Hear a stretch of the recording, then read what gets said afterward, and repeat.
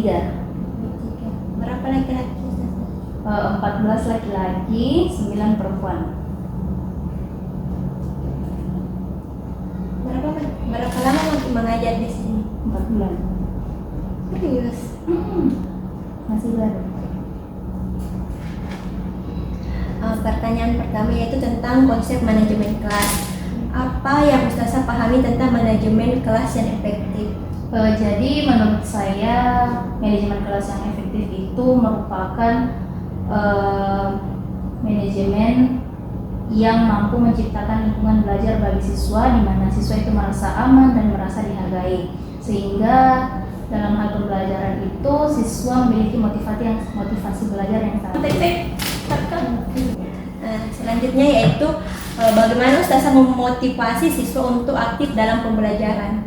Oke, jadi cara saya dalam memotivasi siswa itu dengan memberikan apresiasi sekecil apapun dari yang mereka buat. Misalnya ketika mereka meminta mendeskripsikan pendapat mereka yang meskipun salah tetap diberikan apresiasi. Jadi siswa itu merasa termotivasi dan dihargai juga. Selanjutnya itu tentang perencanaan pembelajaran.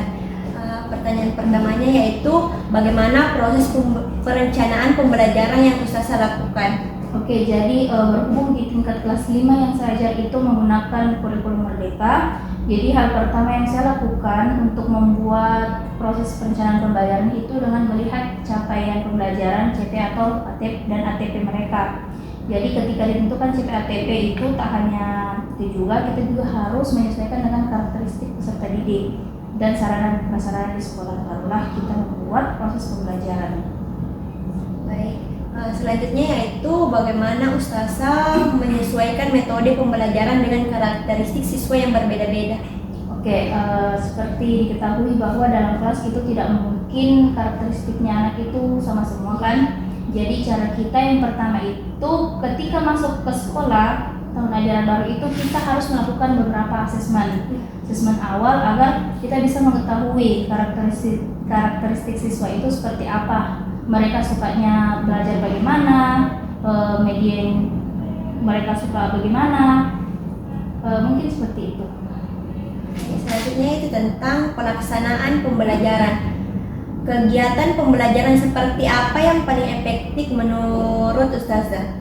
Jadi menurut saya kegiatan yang paling efektif itu kegiatan di mana kita itu bisa melibatkan siswa dalam proses pembelajaran, seperti presentasi atau kerja kelompok, karena ada suatu teori mengatakan bahwa menulis sama membaca dan mendengarkan itu tidak membuat siswa terlalu paham akan belajar, melainkan dengan ketika mereka terjun sendiri, ketika mereka belajar sendiri, cara itulah yang membuat siswa itu lebih aktif pembelajaran sehingga ilmu yang didapat itu lebih lama.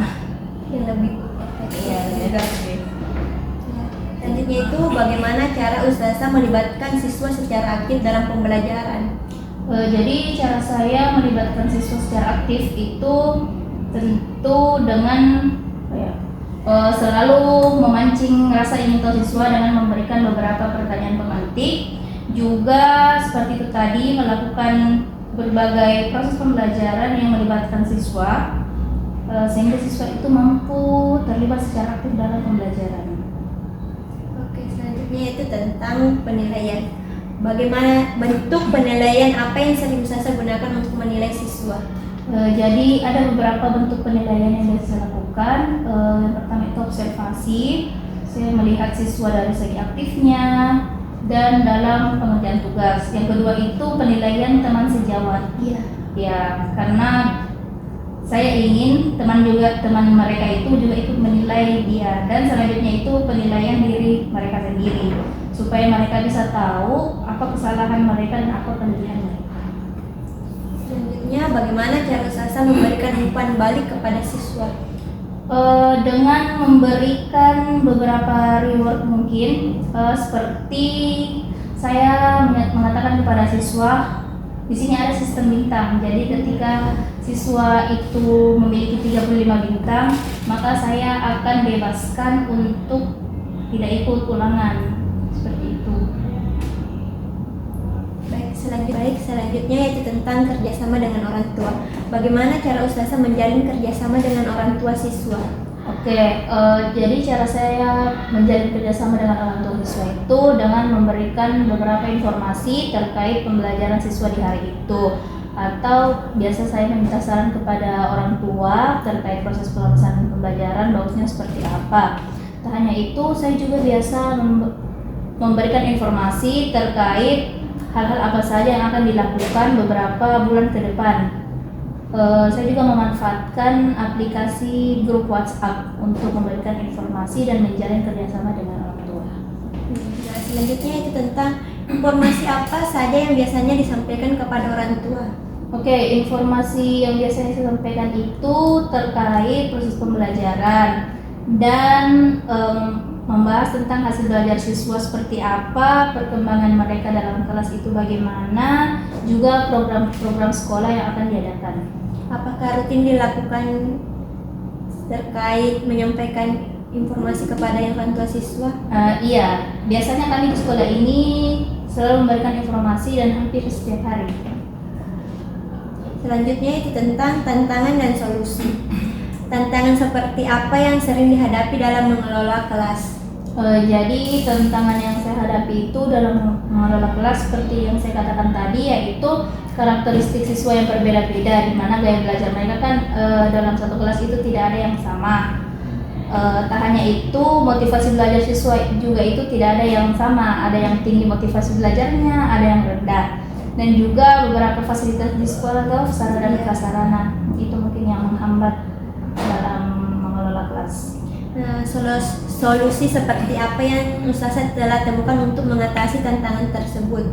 Jadi solusi yang saya lakukan yaitu yang pertama dengan melakukan asesmen, yang kedua yaitu melakukan memberikan berbagai metode pembelajaran bagi siswa yang variatif agar pembelajaran itu tidak itu saja, dan membuat pembelajaran itu lebih menyenangkan lagi biar motivasi siswa itu semakin meningkat. Baik, begitu saja pertanyaan saya tentang wawancara manajemen kelas. Sekian dan terima kasih. Assalamualaikum warahmatullahi wabarakatuh. Waalaikumsalam warahmatullahi wabarakatuh.